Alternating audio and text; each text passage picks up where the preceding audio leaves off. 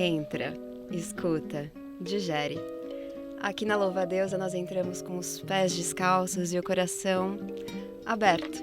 Eu sou a Sofia Menegon e juntas vamos fazer essa travessia pelo que não nos foi permitido saber.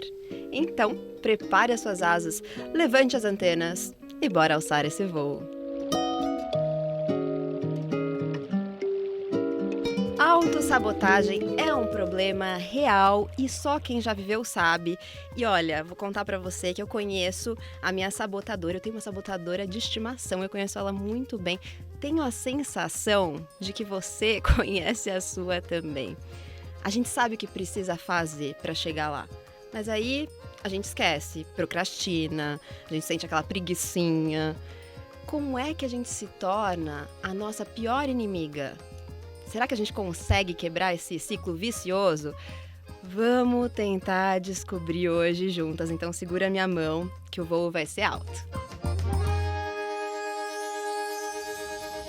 E a gente já tá começando a 9ª temporada, assim, muito chiques. Eu recebo aqui no nosso estúdio ela, que já atuou em mais de 11 novelas, 11 séries especiais, 8 filmes, que esteve agora, porque a gente está gravando logo pós-carnaval, na comissão de frente do Unidos da Tijuca, na Sapucaí, que foi um arraso. A multiartista, atriz, incrível, brilhante, Juliana Alves, seja muito bem-vinda. Nossa, que alegria! Um prazer enorme estar aqui com você nesse assunto que muito nos interessa, né? Quantas sabotagens nós estamos vencendo nessa vida. Pois é, vencendo mesmo. Olha, só de estar aqui hoje, eu acho que eu tô vencendo várias autossabotagens pequenininhas. Toda vez que eu entro no estúdio, eu sinto que eu venço minhas sabotadoras internas, viu? Mas deixa eu apresentar também a minha segunda convidada aqui. Ela é psicóloga com formação em terapia cognitivo-comportamental, que atende grupos de mulheres com foco em autoconhecimento e autocuidado à frente de pesquisas sobre a solidão da mulher negra e sobre a autoestima da população negra, que também é criadora de conteúdo digital e escritora de romances. Vanessa Lacerda, seja muito bem-vinda. Ai, que prazer estar aqui. Eu quero agradecer a Sofia pelo convite. Desde o ano passado a gente tentando e eu acho que o universo colaborou para que seja agora, porque tá aqui do lado da Juliana, para mim é uma honra. E como a Juliana falou, né, a autossabotagem é aquela coisa que a gente precisa vencer todos os dias. Então, estar aqui é vencer uma autossabotagem, porque na minha cabeça era, meu Deus, será que eu tenho alguma coisa para acrescentar? Será que eu vou lá? Será que eu vou saber falar alguma coisa?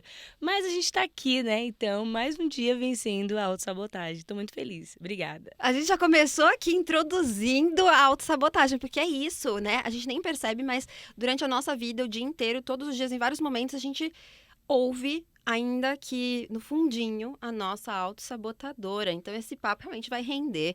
Mas antes, quero conhecer mais de vocês no que não nos foi permitido saber.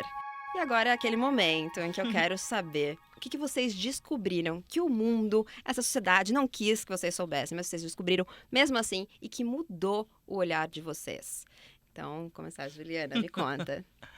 Menina, sabe que a gente está falando de um assunto e o que não me foi permitido saber tem a ver com esse assunto, porque de alguma maneira são aquelas crenças limitantes, né, que assim implantam na nossa cabeça e aí você acredita que você não é tão capaz, você não é tão merecedora, você não é tão responsável pelo seu sucesso e por toda a potência que você tem, né? Então, assim, não foi me permitido saber a grandeza da minha capacidade artística.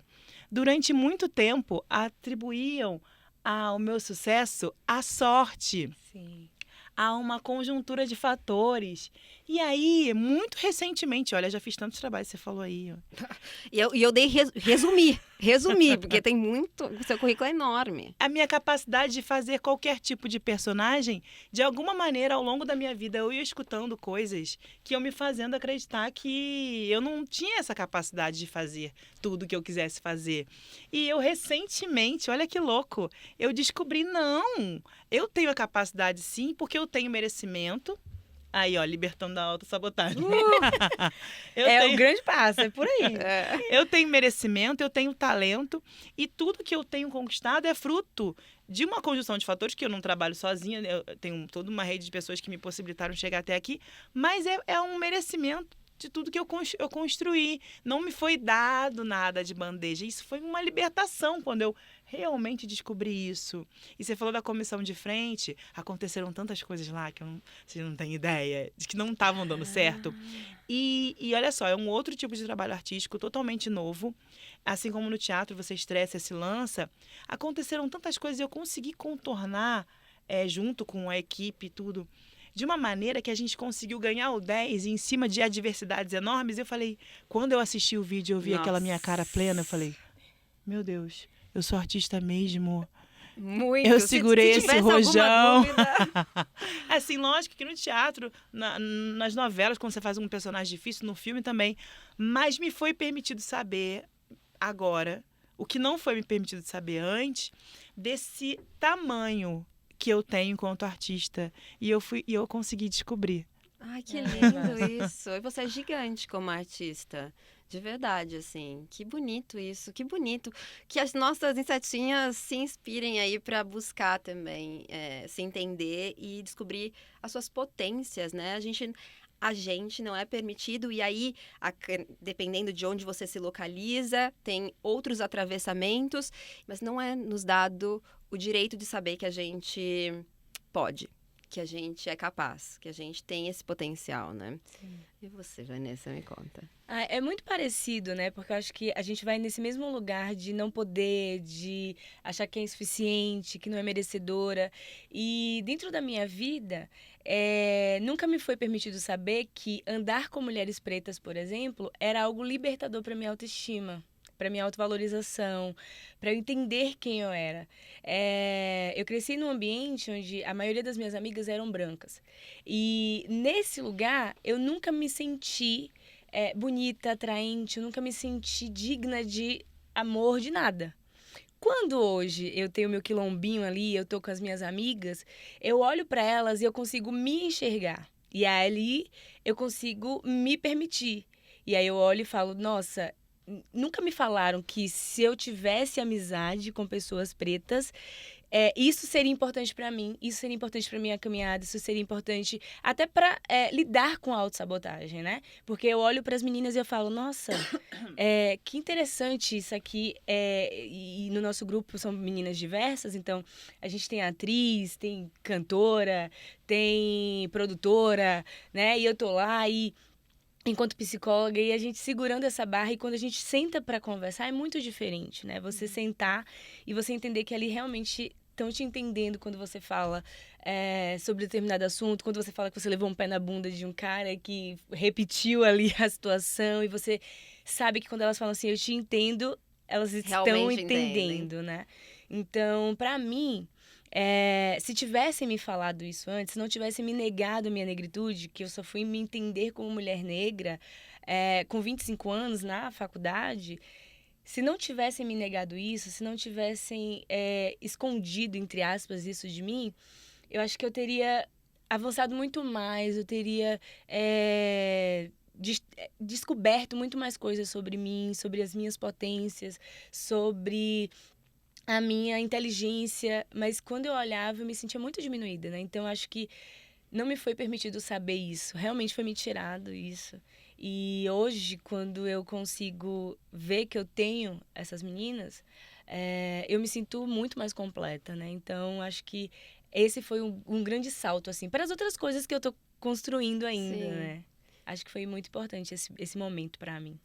Que lindo! E pegando carona já no que você me disse, acho que seria ingênuo a gente falar de autossabotagem e não entender que talvez, e aí eu quero ouvir de você, a autossabotagem tenha contornos diferentes quando a gente está falando de mulheres negras, né? Seria ingênuo a gente passar batido por essa passagem. Então eu queria te ouvir, qual que é a diferença de como se dá a autossabotagem para uma mulher negra e uma mulher branca, por exemplo? Então, realmente é muito diferente, né? E eu sou aquela pessoa, gente, que pra tudo na vida eu vou fazer um recorte racial e de gênero, né? É importante, Então, né, sim, gente? muito importante. Então, quando a gente fala de mulheres pretas, tem um post que eu coloquei lá no meu Instagram que eu pergunto, né? Quem são essas mulheres pretas? E a gente vai falar de mulheres que estão mais nas universidades, mas que recebem os menores salários, né? A gente está falando de mulheres que são mais mães solos. A gente está falando de mulheres que estão mais sozinhas, né, quando a gente fala em questões afetivas. Então, a gente está falando de uma mulher que ela está na escala ali abaixo de todo mundo. Então, por mais que a gente fale da população negra em si, e eu sempre gosto de frisar que existe uma solidão da população preta, porque em termos de saúde mental, quando a gente vai falar, são os homens que mais se suicidam, por exemplo, né? Que são mais cobrados e que têm mais dificuldades em se abrir. Então, quando a gente fala, a gente precisa dar nome. O racismo vem à frente da autossabotagem. Porque não tem como a gente, por exemplo, ter uma autoestima se com 10 anos na escola você já está ouvindo apelidos de ai, nossa, olha a boneca do Bozó, cabelo de bombril. Então você já vem ali, né, da primeira infância, ouvindo coisas que deterioram ali a tua imagem, a imagem que você vai ter de você mesmo e que já vai minando a tua autoestima. Né? Então, quando a gente fala disso, a gente precisa falar que o racismo, ele é um potencializador dessa autossabotagem. E quando a gente fala de mulheres negras e mulheres brancas, o que a gente está falando é exatamente disso. A mulher branca, ela sempre foi ali o padrão, né? Ela sempre foi ali, ela sempre teve referências, né? Então, quando a gente fala, a gente olha pra trás, eu sempre queria ser a Paquita da Xuxa, né? Mas aí, tipo, cadê a Paquita da Xuxa que eu não me vejo? Né? Eu falo por mim que escrevo e leio muitos romances. E todas as histórias de amor eram sempre com final feliz e era sempre pessoas brancas protagonizando as cenas. Você vai para a televisão, a mesma coisa. Então, quando você não se vê, quando você não está representado, quando você não entende que há beleza em você, tudo que você vai construir é inferioridade, autocrítica, autodúvida, né? Então, quando a gente fala, assim, de ser negro mesmo, uma coisa que a Neuza Santos vai falar no livro dela, Tornar-se Negro, é exatamente esse lugar de que pra gente ficou a ideia de que somos feios, né? De que não somos atraentes, de que não somos bons, de que não somos inteligentes. Por isso que a gente vai muito por esse lugar. Quem nunca, né, uma pessoa negra que ouviu da mãe e do pai, né, que você tem que se esforçar mais, tem que fazer mais. Fazer o dobro, tem que fazer né? o dobro. E esse peso, ele vem muito forte, né, para as pessoas pretas. E aí, a gente, por exemplo, na TCC, a abordagem que eu utilizo, a gente busca evidências. Pra gente comprovar que aquilo ali, né, é uma crença e que... E aí, quando a gente vai buscar as evidências, tá lá, mas eu tenho tal curso, tal especialização, mas eu tô trabalhando, nunca me deram uma liderança. Nunca abriram as portas. Então, como é que a gente vai buscar uma evidência daquilo que a evidência tá provando que sim, que você é um fracasso?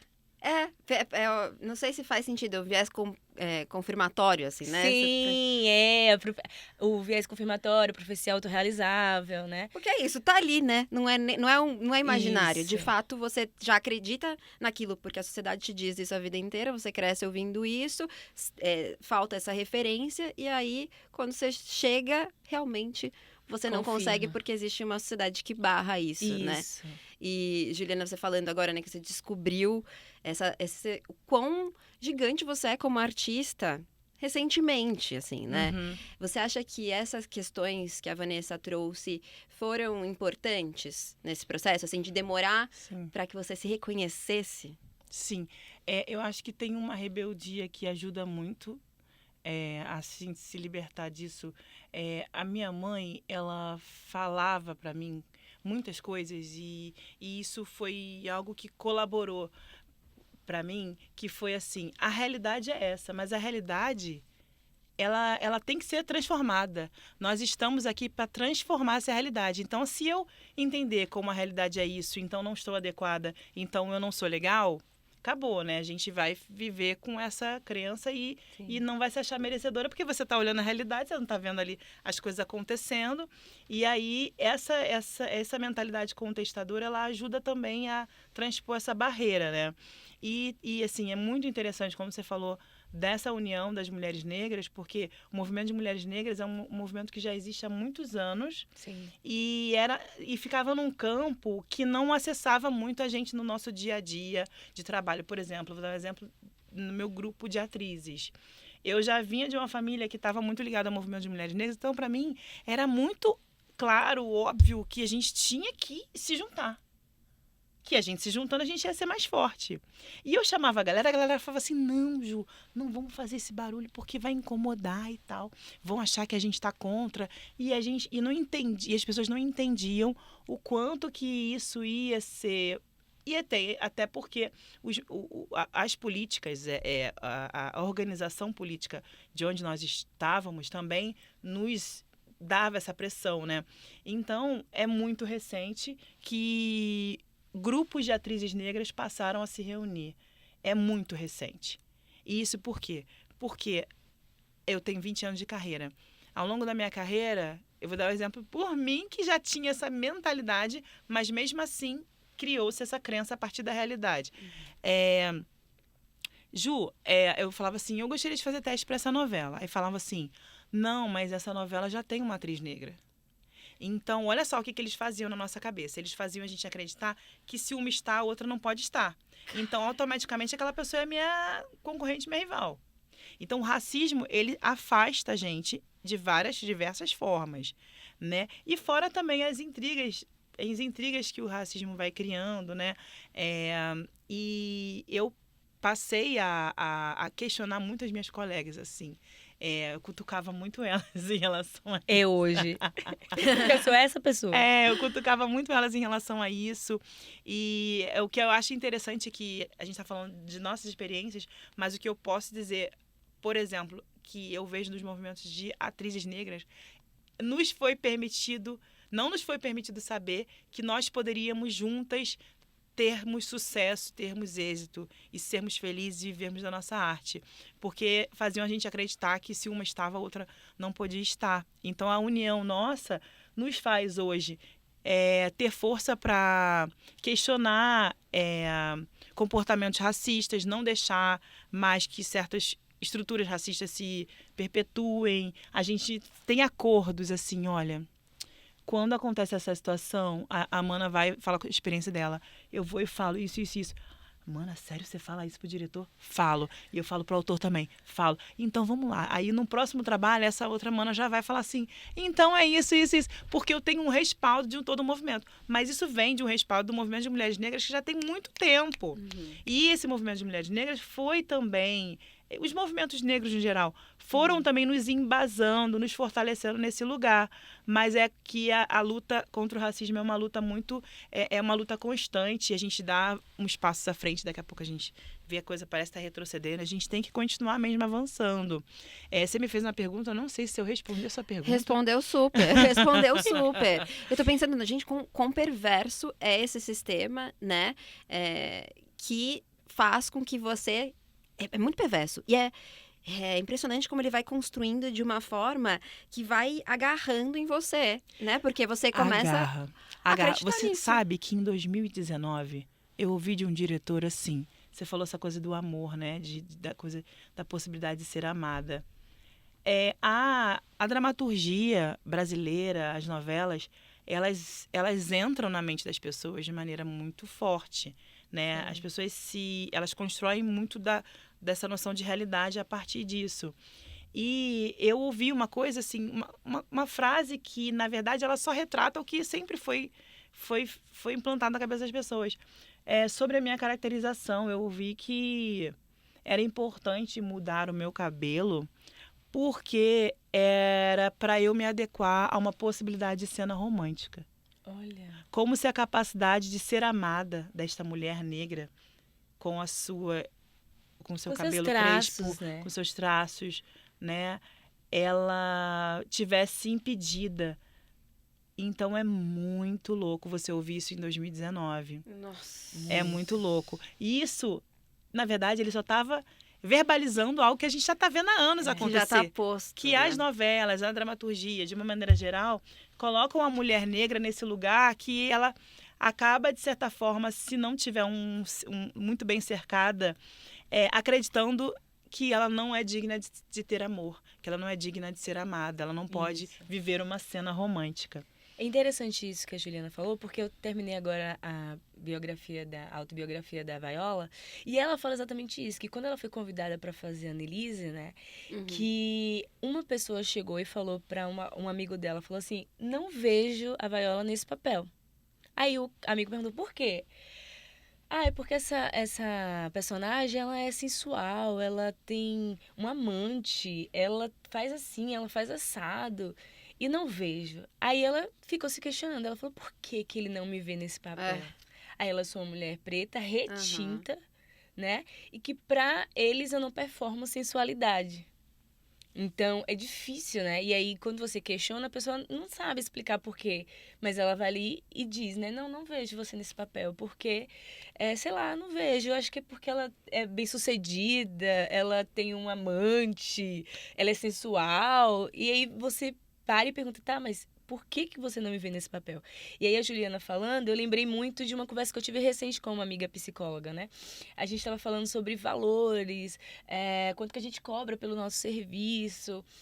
E aí ela falou assim, amiga, você já se sentiu mal porque uma paciente preta te procurou para fazer terapia e ela não tem condições e você olhar e falar assim, meu Deus, por que que eu tô cobrando esse valor? Eu não deveria cobrar isso, eu deveria cobrar mais barato porque eu não tô dando acesso e as pessoas não vão querer me pagar isso. Aí eu falei, amiga, constantemente. Eu fiz porque eu sou uma psicóloga que a maioria das minhas pacientes são mulheres pretas e homens pretos. A maioria mulheres. Então, a maioria das mulheres pretas, elas não têm condições de pagar terapia. E aí, quando eu falo meu valor, que uma mulher preta não consegue, eu falo, tá, vamos dar um jeito, vamos fazer aqui alguma coisa para que isso aconteça.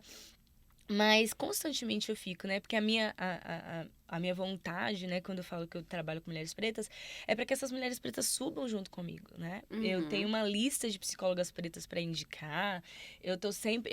é uma coisa minha e eu tenho esse movimento de subir e querer que o outro suba junto comigo, né? Recentemente eu ouvi o podcast da Sueli e ela fez um questionamento pro Brau, que é o mesmo questionamento que eu me faço, né? Quando ela fala assim, que as pessoas falam, preto no topo, a favela venceu. E ela pergunta, que favela venceu?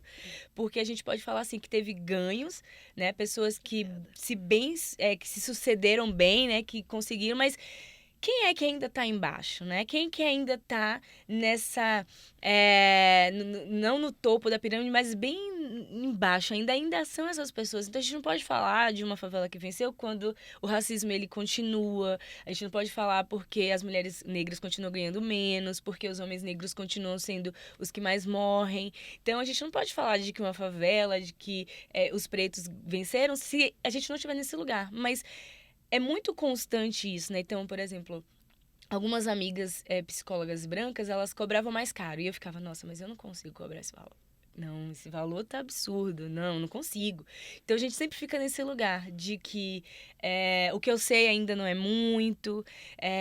Diferente da família Juliana, a minha família era uma família cristã, então minha mãe fazia o movimento contrário. Quanto menos a gente pensasse sobre essa coisa de ser negro, minha mãe, eu sempre falo assim, nossa, minha mãe é parda, mas eu falo, mãe, a senhora é tão racista.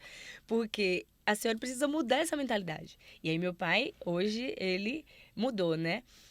Mas foi depois de mim que a minha família começou a se racializar. A minha irmã, meu pai, minha mãe que tá indo aos trancos e barrancos.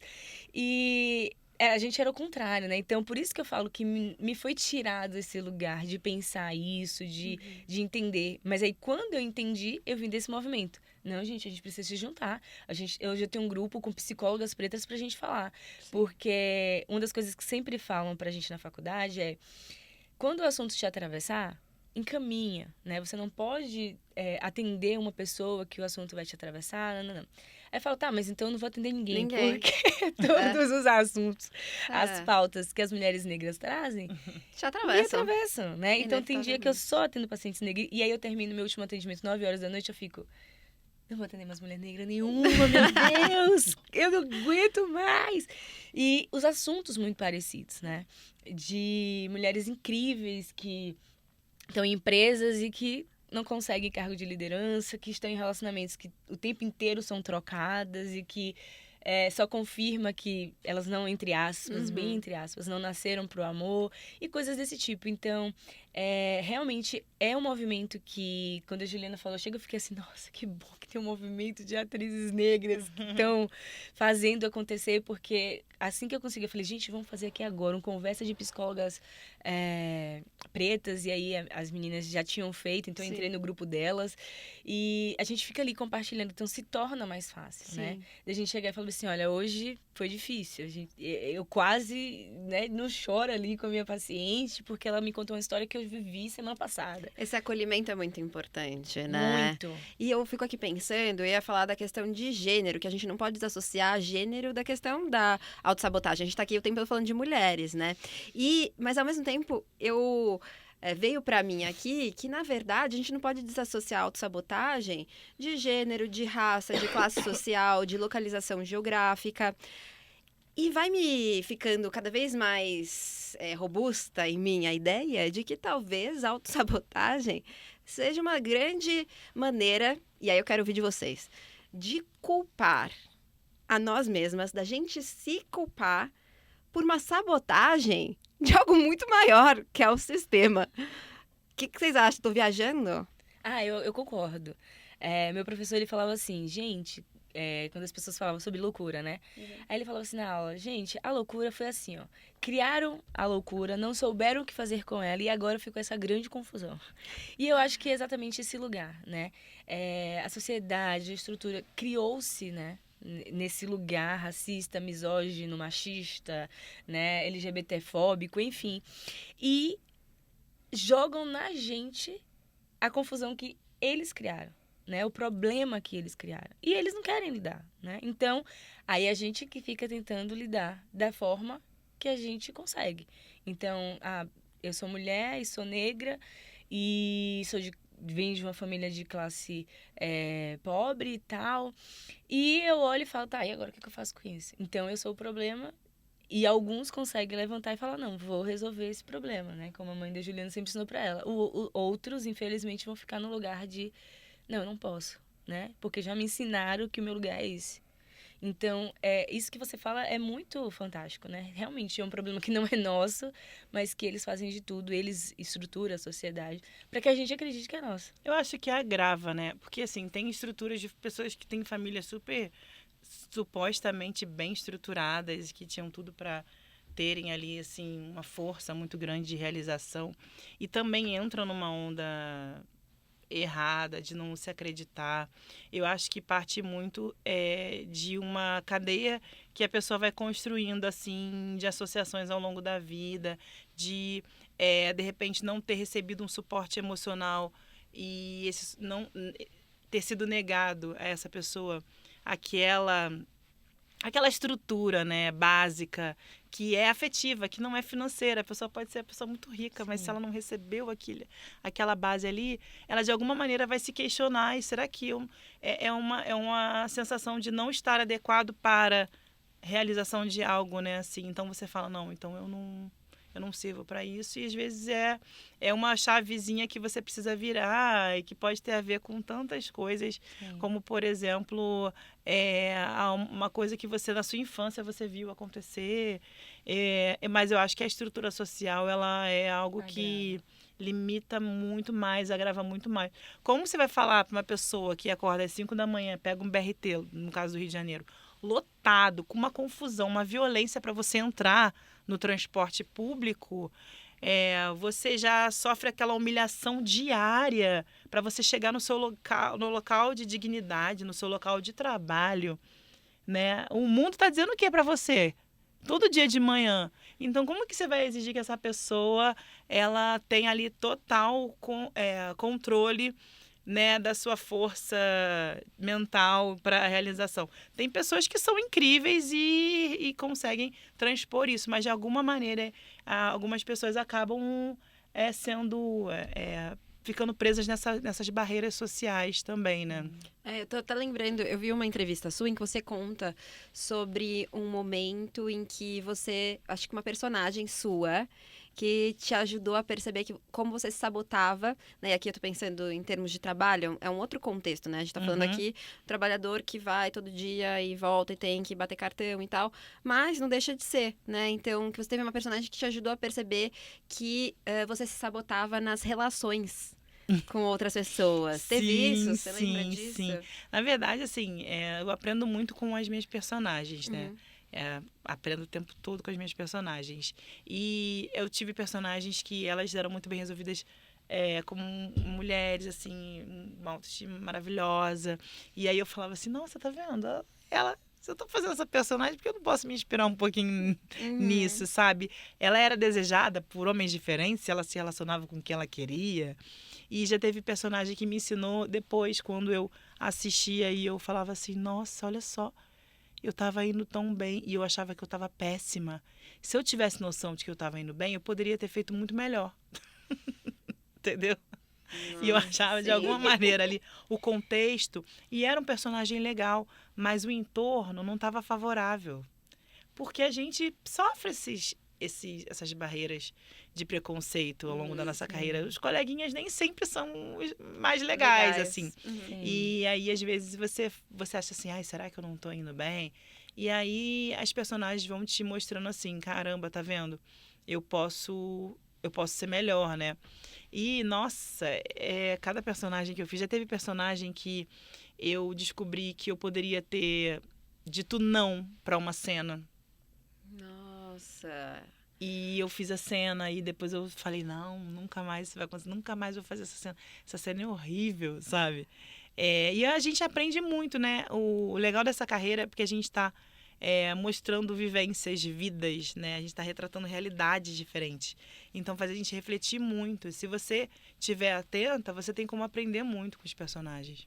Isso é interessante que você disse, porque a gente acha que autossabotagem é você dizer não. Mas às vezes a autossabotagem é você dizer sim.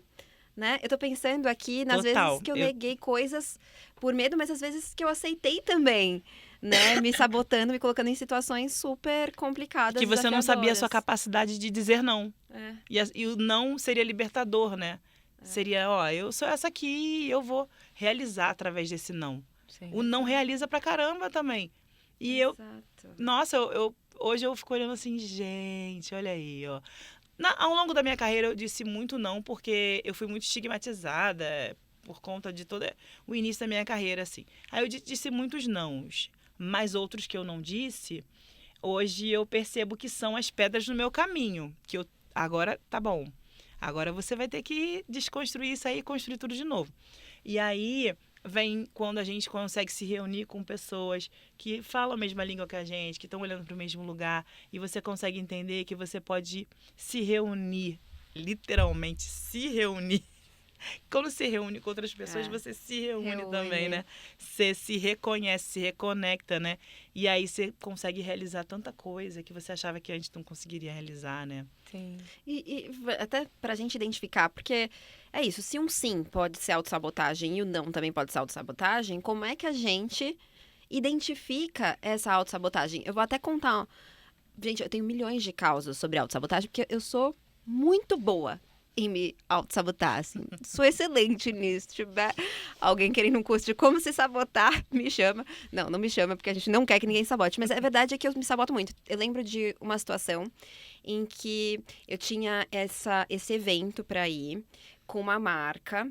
E esse evento era importante que eu fosse, porque havia uma grande chance de eu fechar uma campanha com essa marca se eu estivesse no evento. Eu ia conhecer o pessoal do marketing e tal. Era muito importante estar no evento. Pois bem, aí o meu cachorro, Brownie, pegou uma manga do quintal. Aí eu vi que ele tava com a manga. Eu tenho um trauma muito grande de cachorro que come objeto estranho, porque já perdi por conta disso. Então eu vi ele com a manga, falei, vou ali na cozinha, já volto e tiro a manga. Ele não vai dar tempo dele comer.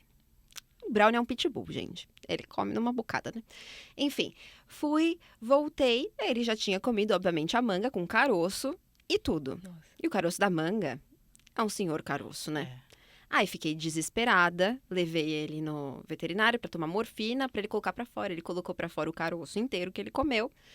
Enfim, deu certo. E aí, eu tava super atrasada já pro evento, mas eu falei, gente, nada vai me fazer não ir.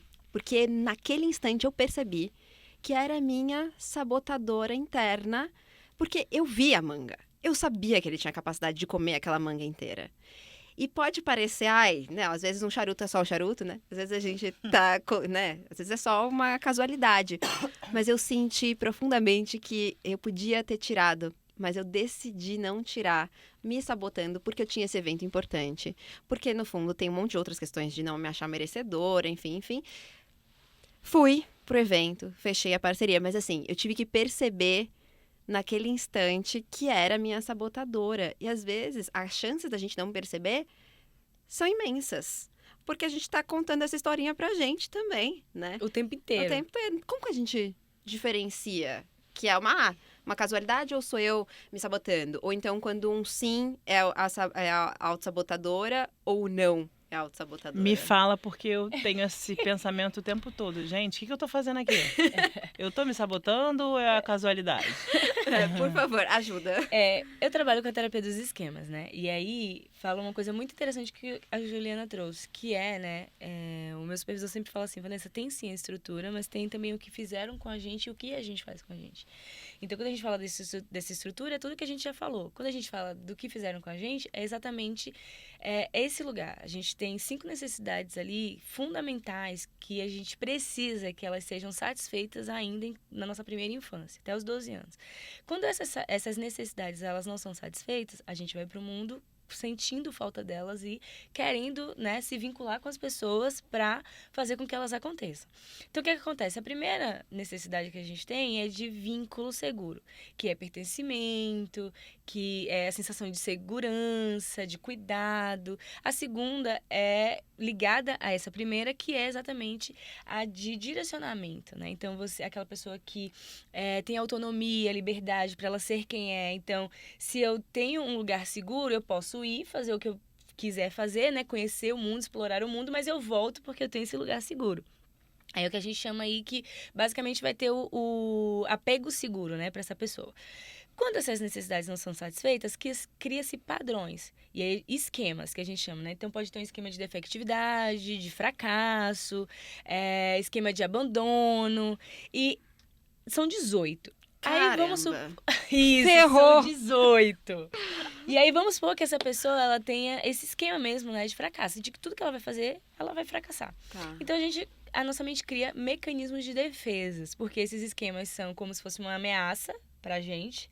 E os mecanismos de defesa aparecem para proteger. E aí a gente precisa falar que o nosso cérebro, ele tem um poder de automanutenção. O que é isso? A partir do momento que você aprendeu que você é um fracasso, ele vai fazer tudo para que você seja um fracasso.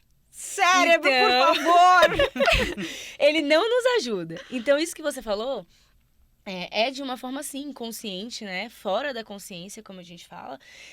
De que, sim, eu tenho ali aquele comportamento em que eu não sei, mas esse comportamento está me levando para confirmar, porque, por exemplo, talvez, né, você faça terapia e tudo mais, você já tem uma consciência maior sobre o seu padrão. Como você falou, você conhece a sua sabotadora. Na terapia, eu sempre falo com as minhas pacientes, vamos dar nome, né, porque quando a gente nomeia, a gente se descola daquilo. Ai, eu vou dar um nome pra mim agora. Quando a gente dá um nome, a gente se descola. Posso só chamar as nossas insetinhas pra comentar no último post lá no @podcast Louva a Deus o nome da sua sabotadora. Vamos dar nome agora. Isso, porque você se descola, né? Você não é aquela sabotadora. Então, você dá um nome. Então, você entende que aquele mecanismo de defesa tá acontecendo ali. Né? Então, eu tenho uma bem perfeccionista e autocrítica, então eu dou ali o nome para minha autocrítica, né? Que é a Vanessinha, que eu acho que ela é insuportável. E ela tá o tempo todo se criticando. Então, quando eu vejo que eu tô, né, nesse lugar, eu tava vindo para cá, por exemplo, e aí eu falei, não, eu preciso estudar, né? Uma coisa que eu já trabalho há muito tempo, eu preciso estudar sobre autossabotagem, porque, meu Deus, o que é que eu vou falar lá? Eu não sei falar nada. E aí comecei, né? No aeroporto mesmo, hoje eu escrevendo que nem uma louca. Tipo, meu Deus, o que é isso? Então, respondendo a sua pergunta, o primeiro passo, antes de tudo, acho que até antes de fazer terapia, é buscar se conhecer. Eu sempre falo assim com as minhas pacientes, que a gente precisa nos estudar como a gente está estudando ali para aquele seminário que a gente vai pensar na faculdade. Então, se a gente só lê por cima para decorar, né, e, sei lá, não presta muita atenção, a gente logo vai esquecer. Quando é me feita uma pergunta, eu não vou nem poder responder direito, né, o que é aquele assunto. Mas quando eu vou a fundo, quando eu me dedico, quando eu investigo aquilo, se a professora me perguntar, eu dou uma aula para ela sobre aquele assunto. Então, a gente precisa ir a fundo. E eu reconheço que ir a fundo em nós mesmas é muito difícil, é muito doloroso, porque a gente não conhece só as nossas partes boas, a gente conhece as nossas partes ruins também. A gente conhece muita coisa que, nossa, isso aqui não é a minha sabotadora, isso aqui sou eu, né? Então, o primeiro passo é produzir autoconhecimento. Como é que eu produzo autoconhecimento? Se fazendo perguntas, né? Se pergunte o que é que eu gosto, por que que eu não gosto disso, por que que eu gosto disso, né? Quais são as coisas que eu não faria jamais, quais são as coisas que eu quero fazer. Todas as respostas estão dentro de você, então se pergunte. Segundo, né, comece a se explorar. Dentro disso que você já aprendeu suas respostas, comece a se explorar, se explore. Então eu gosto disso, eu vou me arriscar mais. Né? Então, sei lá, todo mundo pergunta, né? Como adquirir autoconfiança? Sendo autoconfiante. Não existe, né? E aí tem um exercício dentro da TCC que é como se fosse. É uma tarefa que eu dou de para casa para os meus pacientes. E eles falam assim, mas eu não tô sendo um personagem? Eu falo, não é sendo um personagem. Você tá colocando para fora você, né? Porque se é um personagem, você estaria fazendo coisas que você não gosta. Você vai fazer coisas que você gosta. Então, por exemplo, ir a um shopping e escolher uma roupa. É você. Você tá indo lá, você tá se dando a oportunidade de falar, poxa, eu nunca coloquei um cropped. Eu vou colocar pra ver como é que funciona. Você vai lá, coloca e se sente, se permite. E aí, você vai se permitir. Então, autoconhecimento, se explorar e depois se permitir. E aí, se permitir entra você fazer outras coisas que você talvez nunca fez, né? Se dá a oportunidade, por exemplo. Poxa, eu nunca fiz um papel desse, né? Será que rola eu fazer esse papel? A única coisa que pode acontecer é de você não gostar e pronto, você volta e não faz mais. Eu não sei como é que funciona, se funciona desse jeito. Mas é exatamente isso, sabe? A gente fica muito nesse lugar de que há certo e errado. E na verdade não há. Há a melhor solução para o momento. Então, a gente tem que sair desse lugar de ter a escolha certa, porque daqui a 10 anos não é mais a Vanessa que está aqui com os pensamentos que eu tenho, com a maturidade que eu tenho. Então, sair desse lugar de ter que ter sempre as escolhas certas e boas ou ruins, nos possibilita avançar mais. Então, nossa, quero mudar. O que aconteceria? Vantagens e desvantagens. Eu posso, não posso, pronto, vou mudar. Não gostei, então eu volto. Sabe? A gente precisa se permitir a ser cíclico como a gente é. A gente hoje está aqui e pensa de um jeito e amanhã a gente pensa de outro. Então, se puder, faça terapia, porque ajuda. Principalmente terapia dos esquemas, fazendo aqui já uma propaganda. Porque eu amo. E de verdade, a terapia dos esquemas, ela vai a fundo nessa questão. Tipo, quais foram as necessidades que você não teve na sua infância? E aí agora, a gente vai criar esse adulto saudável para que você se dê essas necessidades, para que você pare de buscar isso nos seus relacionamentos. Ou só nos relacionamentos. Né? Muito legal. E engraçado você falar isso, porque eu amo psicologia, gente. É muito legal, né? Porque é interessante que eu tava pensando exatamente isso. E não depender da aprovação do outro para esses exercícios. Sim. Não projetar assim, eu vou fazer aqui, mas vamos ver se vai. Não, é você criar experiências que você vai ter esse retorno para você mesma e não depende de como o outro vai se comportar em relação a isso. Porque senão você entra num ciclo vicioso, porque não tem como dar conta das pessoas, né? É muito interessante isso tudo que você falou, porque a gente acaba não se permitindo mesmo transpor essas barreiras, né? E mudar essa crença, né? Sim. E é justamente com as experiências que a gente cria pra gente, da gente criar mesmo essa nova realidade, né? Sim, só um adendo que eu falei, pegando seu exemplo, né, de que, nossa, eu percebi ali, mas se você não tivesse esse contato, né, com o que te sabota, possivelmente você ia dizer que não, vou cuidar do meu cachorro, não vou, e aí perderia a oportunidade. E aí eu sempre falo isso com os meus pacientes, né, eu falo assim, olha, é um grande ciclo. Primeiro você precisa descobrir qual é o teu padrão.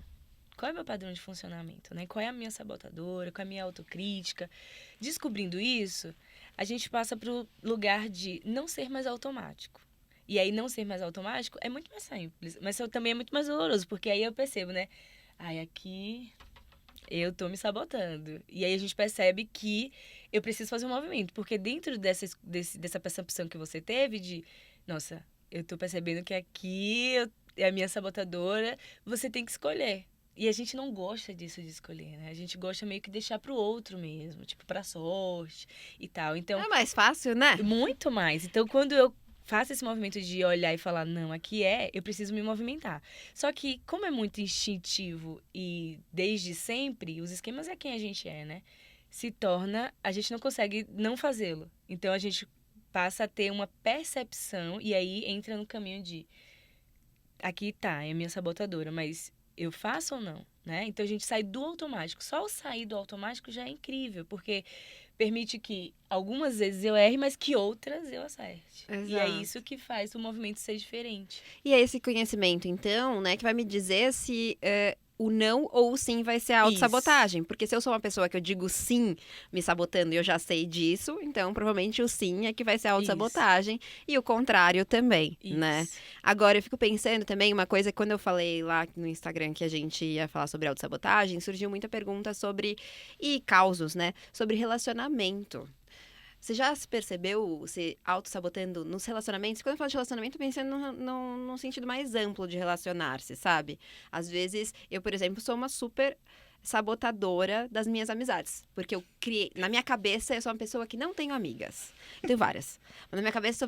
E aí, isso começou a mudar agora. Mas foi um trabalho muito grande, um processo para começar assim, não, eu sou uma pessoa que eu posso ter amigas. Legal. Mas eu sabotava muito. Você tem, dentro das relações, uma sabotadora? Nossa, eu me identifiquei muito com você falando agora. Porque eu fiz muito isso ao longo da minha vida, porque eu tive algumas decepções mesmo. Eu também. Que foram reais, assim, não foi coisa que eu criei na minha cabeça, não, sabe? De fato. E aí eu não consegui olhar para aquelas que estavam ali verdadeiramente, porque eu já estava meio que traumatizada com as experiências ruins.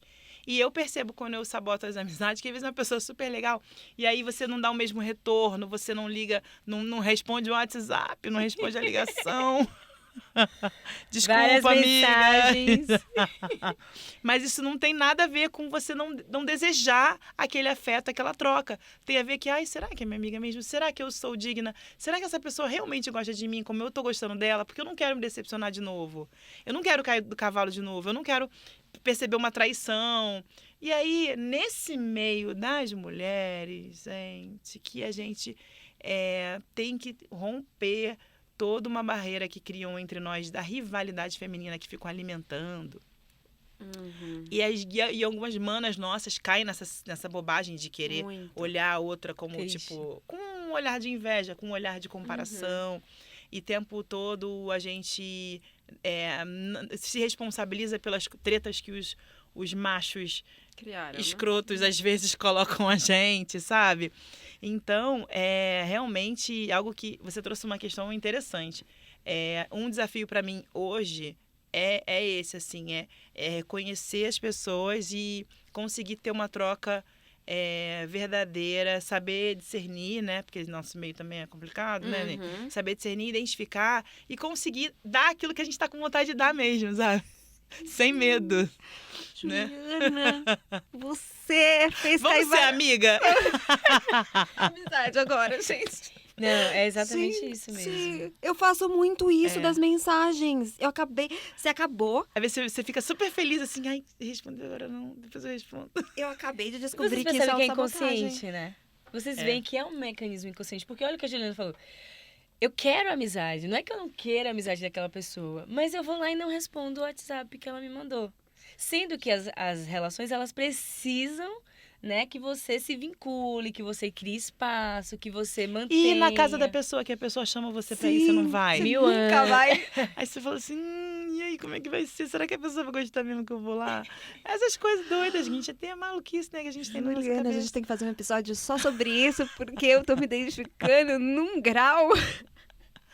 E aí ainda tem as relações amorosas, né, gente? Ai, gente, olha, quando fala de relações amorosas, vexame. Mas Vexame, agora você vai contar o vexame. Não, mas olha, essa coisa das relações é o meu, assim, calcanhar de Aquiles na minha própria terapia, né? Porque eu cresci entendendo que que o que eu tinha pra falar não era importante. Mas eu sou muito acolhedora, né? Antes de ser psicóloga, eu já trabalhava com mulheres, já ouvia mulheres. Então, eu sou aquela que, não, vem, senta, conversa, e eu ouço tudo. E se quiser que eu compartilhe conselho, eu compartilho. Só que aí, recentemente, veio o movimento contrário. Minhas amigas todas contra mim falando, Vanessa, não dá mais pra gente ser amiga. Aí eu, gente, eu sou uma pessoa tão maravilhosa, eu ouço todo mundo.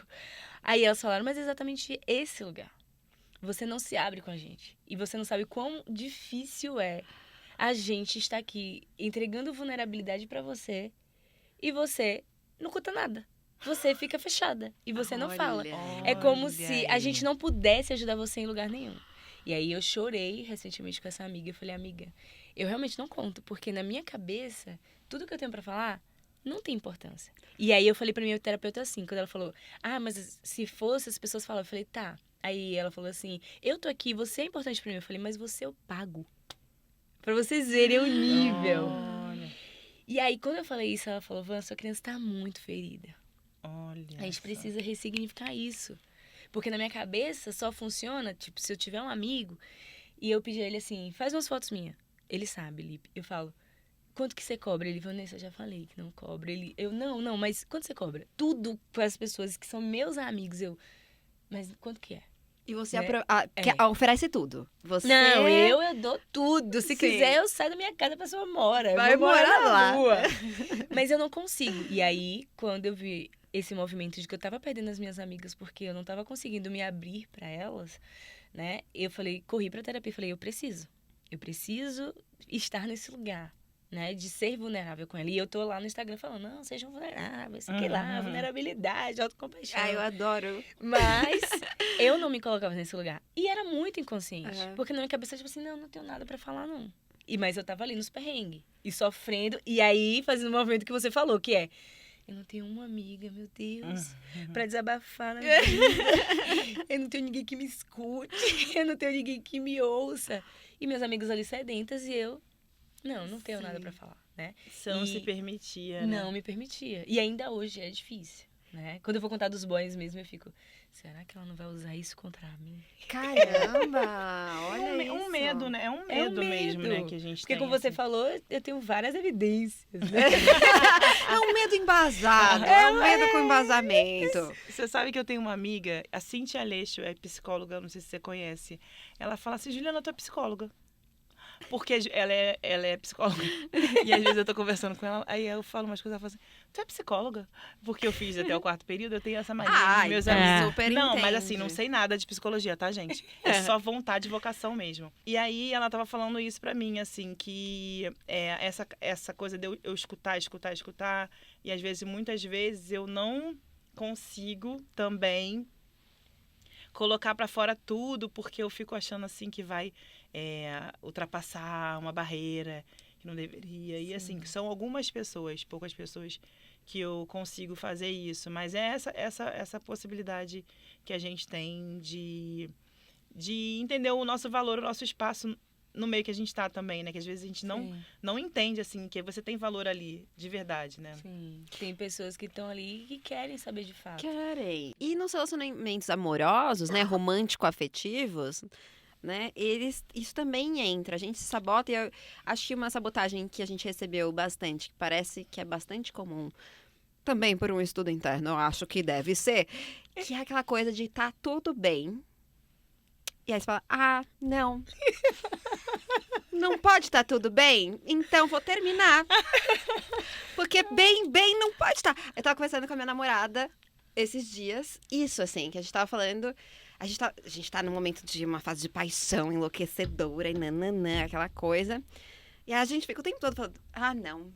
Tem alguma coisa errada. Tem alguma coisa estranha. Será será que vai E dar são certo? as duas, assim, pensando As nisso? duas, assim. A gente falou, só pode ter... Aí a gente brincando, né? Só pode realmente ter alguma coisa errada, né? Duas pessoas se amando muito e apaixonadas e ser recíproco isso, só pode ter mesmo alguma coisa errada. Na terapia dos esquemas, a gente chama isso de química esquemática. Que é, eu só gosto da pessoa que ativa o meu esquema. Então, se eu tenho um esquema de abandono, eu vou, né, ter uma atração ou uma ilusão Meu Deus. por aquela pessoa. Juliana já identificou. Isso, e aí eu vou exatamente. E às vezes a pessoa, ela é uma pessoa boa. Só que o que eu faço? Quando eu tô conhecendo alguém, que essa pessoa, meu Deus, a pessoa centrada, um cara legal, e aí tá tudo muito bom, como você falou. Aí o que eu faço? Aqui vai me abandonar. Aí a gente vai para os comportamentos que o ser humano pode ter, né? Que é a resignação, a evitação ou a hipercompensação. Eu, no caso, sou a hipercompensação. Aí começo. Na loucura, né? Não, mas você tá escondendo o quê? Ou ciúme, né? Tipo, não sei o quê. Sempre indo muito pra cima, né? Tipo, porque o que, que a gente vai fazer? Aquilo que eu falei que o nosso cérebro faz, o poder de automanutenção. Porque se você hipercompensa muito, né? Ou você ama muito essa pessoa e fica grudado o tempo todo e eu quero... Aí o que, que vai acontecer? Essa pessoa vai dar um jeito de sair. Aí vai acontecer o quê? É isso Nossa, ele mesmo. me abandonou, eu sabia que eu ia ficar sozinha pra sempre. Ou eu tô com uma pessoa muito legal e eu começo a evitar. Não ligo pro que ela faz, tô nem aí, sabe? Tipo, é só mais um, não é ninguém. E aí a pessoa, tipo, não vai ficar naquele ambiente onde ela não tá recebendo nada, ela vai embora. Ou eu fico ali resignada, né, a Gabriela. O que ele fizer tá bom, o que ele não fizer não tá bom. E tudo bem, e eu vou levando, e aí não tem aquela paixão, e aí a pessoa vai embora. Fica Ou morna. eu já vou logo pra pessoa que desperta, né, aquela paixão louca que eu preciso ficar. E quando eu falo com minha psicóloga, eu falo, nossa, eu conheci uma pessoa e tá tão tranquilo. Mas, assim, eu não tô me sentindo atraída. Aí ela, lógico, a química do esquema não tá aí, né, Vanessa? Não tem uma atração química, esquemática? Não tem uma coisa que é familiar, né? Uma coisa do abandono? Tchau, gente. Foi ótimo falar com vocês. Aí ela fala, não tem uma coisa do abandono aí, né? Então, lógico que tá ruim. Gente, eu não sei porque eu invento esses temas, tudo bom? A Ju também fez assim, Ju. O que bateu aí? Porque, na verdade, muita coisa, Muito, gente. né? Várias sessões, hein? Várias sessões. Bota na conta depois. Aqui, uma coisa que eu tô nem conseguindo organizar aqui o pensamento. Tanta coisa que veio aqui. Mas uma coisa que me veio também é assim... Se relacionar, um relacionamento duradouro, dá muito trabalho, gente. Não é Dá fácil, muito não. trabalho. Muito. Então, a gente não tá falando de uma coisa assim, ele tava ali tudo bonitinho, você foi lá e estragou. Não, porque a gente tem que ficar se reinventando, se reorganizando, recalculando a rota. Porque o ser humano é muito complexo, né? E aí, você quando tá no início do relacionamento, você acha que tudo bem, vou ter esse trabalhinho aqui porque tá gostoso, tô apaixonada. Quando não tem mais a paixão, a gente meio que abandona essas coisas que a gente fazia no início. E aí, também não deixa de ser uma forma de sabotar. Isso. Porque vai dar ruim, gente. Se você, assim, vai chegar uma hora que você vai precisar fazer alguma coisa. Porque a coisa não... O amor é muito legal, mas o amor não sustenta, né? Sim. E aí, chega uma hora que vai faltar. Vai faltar alguma coisa para manter ali a liga, né? Sim. E então, eu percebo que, muitas vezes, a crença de não ser merecedora muitas vezes me afastou de um êxito naquele relacionamento, porque eu via que precisava fazer alguma coisa, eu não fazia.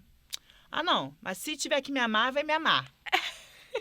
E não é, gente, assim, Exato. né? Então, é uma forma também de se abandonar. Você vai se abandonando nesse lugar para ver qual é. Vai E isso é confirmando. sabotar a possibilidade de manter alguma coisa que depende de uma alimentação, Sim. né? Não é uma coisa que vai assim no fluxo. Isso. Então, eu como você falou, fiquei pensando. E, assim, eu acho que tem várias formas de relacionamento, né? Assim, eu acho que depende de uma combinação química. E eu acho que tem uma hora que você precisa tomar... Por exemplo, eu me separei recentemente. Eu precisei tomar essa decisão. Durante muito tempo, não tomar a decisão foi me autossabotar. Exato. Durante um tempo, a minha autossabotagem foi deixar o relacionamento degringolar. Então, são etapas. Você vê que é uma coisa que... Aí a gente está falando de uma coisa que é complexa, que é uma via de duas pessoas. Mas chegou um dado momento que eu percebi que eu estava ali me auto-sabotando, me impedindo a possibilidade de estar bem. E assim, o futuro a Deus pertence, a gente não sabe o que vai acontecer Mas nesse momento, a certeza absoluta que nós temos, eu e o meu ex-marido, é que nós precisamos fazer esse movimento para sermos felizes e para vivenciarmos o que a gente precisa para curar alguma coisa em nós. Que a gente junto, a gente não estava conseguindo resolver, né? Então, assim, foi importante vencer o medo, né? Para poder vivenciar. Então, parar de falar, não, eu vou ficar aqui, que aqui tá mais seguro, aqui é mais certo, não sei o quê. E não quer dizer que não tem amor, não quer dizer que não tem muitas coisas boas, mas, assim, de alguma maneira a gente precisou reconfigurar a coisa e aí precisou acreditar. Acreditar que, gente, olha aí, a vida é maravilhosa aí, a gente trabalhando, tendo êxito no trabalho, sabe? Parece que é um castelo que se tirar vai tudo desmoronar. Às vezes a gente acha, né, que se alguma coisa a gente tira, alguma estrutura que parece ser muito importante, né, vai tudo degringolar. E não, a gente consegue manter aquilo que a gente tem como ter o controle. E a gente só tem como ter controle da gente mesmo. Da gente mesmo. Da relação com o outro a gente não tem. Então eu falo assim, chegou um momento que eu falei assim, cara, eu preciso manter o controle do que eu posso aqui para não desandar mais ainda aqui dentro. Não pode desandar mais não, tem que organizar aqui. E assim, eu tô vivendo esse momento de reorganização minha interna para poder até me relacionar melhor, né? Assim, agora eu entendo que, Juliana, vamos organizar o que você quer, o que você quer fazer? Eu fico me perguntando agora. Você quer fazer o quê? O que você acha que você pode fazer? Eu fico conversando com... Vou dar o nome pra ela, que ela é legal. Essa pessoa que eu tô falando. Bom também, porque, né? A gente tem vários modos, gente. Entre eles, o adulto saudável, a criança feliz. Então tem modos bons também. Qual que é o nome da sua? Pô, vou dar. Não tinha pensado. Vou dar o nome. É isso. Eu mando pra vocês. Já aproveitando aqui, me passa seu WhatsApp aí, você me manda. Mando. Ai, gente, mas é importante falar isso, né? O ano passado eu também me separei. E achei bonita a sua fala, porque é muito comum, quando a gente tá nesses relacionamentos longos, a gente ir sabotando aos pouquinhos essa relação, por medo, inclusive. Porque tomar a decisão é dolorido, é muito difícil. Você decidir se separar é talvez uma das decisões mais difíceis, assim, pelo menos foi pra mim.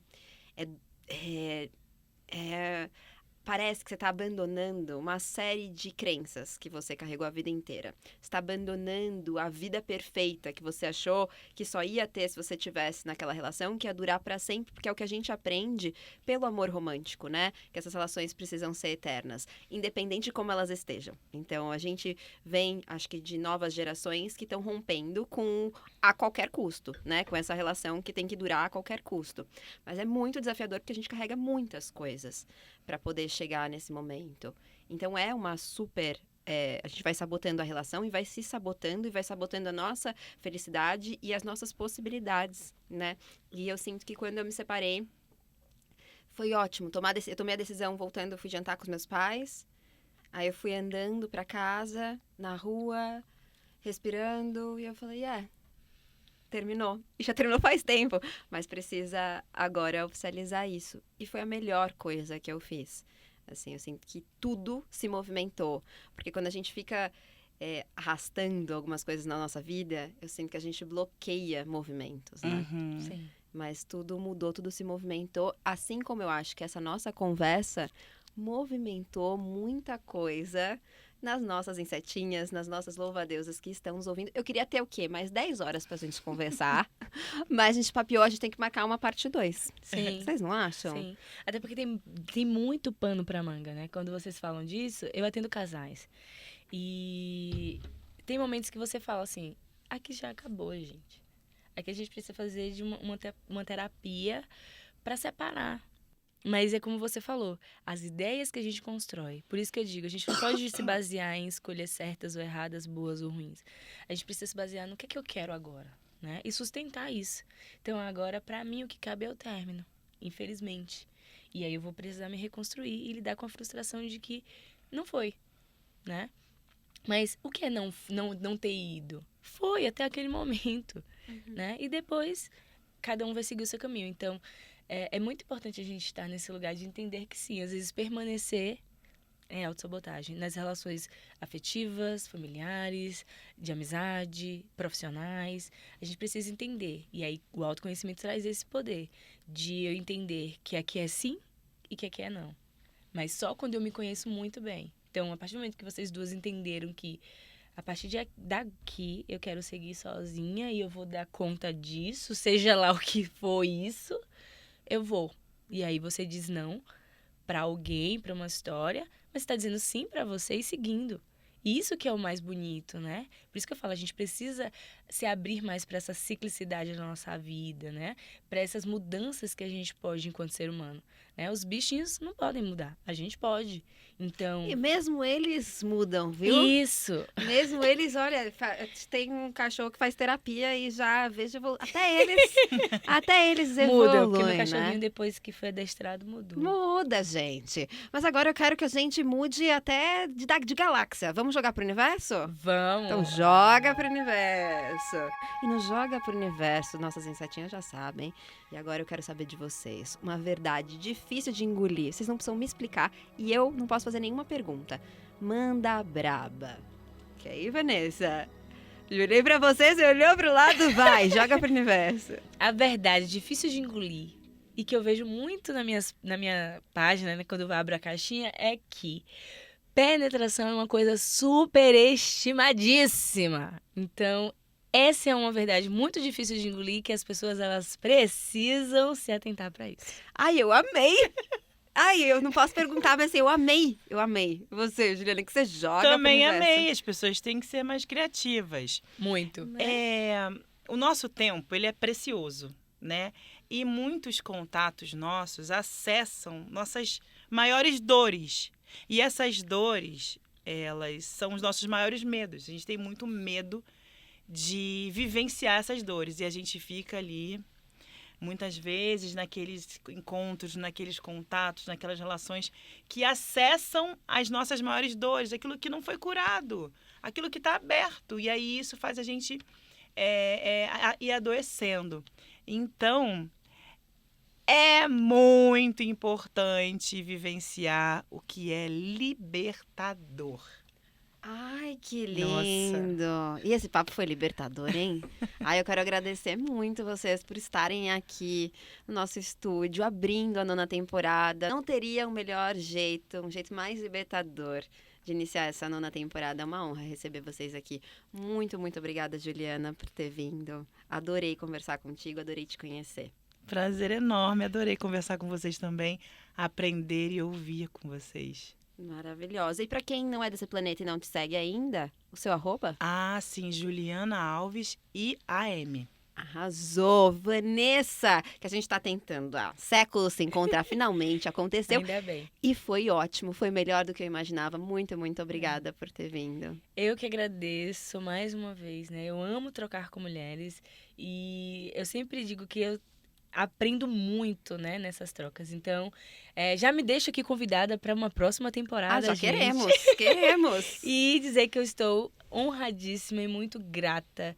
E eu espero que o universo faça com que esses encontros aconteçam mais vezes. E é isso, amei, adorei, gente. Foi melhor do que eu imaginei. Que delícia, gente. Que delícia começar a 9ª temporada aqui. Já tô até ouvindo, nem tá na edição, mas já tô ouvindo a musiquinha do final pra gente começar já esse momento, esse novo ciclo com tudo. Então eu desejo a você que tá aí me escutando, que você possa olhar pra si com mais carinho, que você se lembre que essa rigidez consigo mesma não precisa ser a sua companhia eterna. Celebre cada um do que parecem ser apenas pequenos passos, mas que na verdade são grandes, grandes passos. A gente se vê na próxima semana. Até lá! Essa podcast é uma produção Louva a Deusa. Convidadas, Vanessa Lacerda e Juliana Alves. Criação, apresentação e produção, Sofia Menegon. Roteiro, Letícia Silva. Edição, Thaís Ramos. Trilha sonora, Fran Ferreira. Gravação, Estúdio Banca Podcast. Técnico de som, JBN. Imagem, Jéssica Sacol.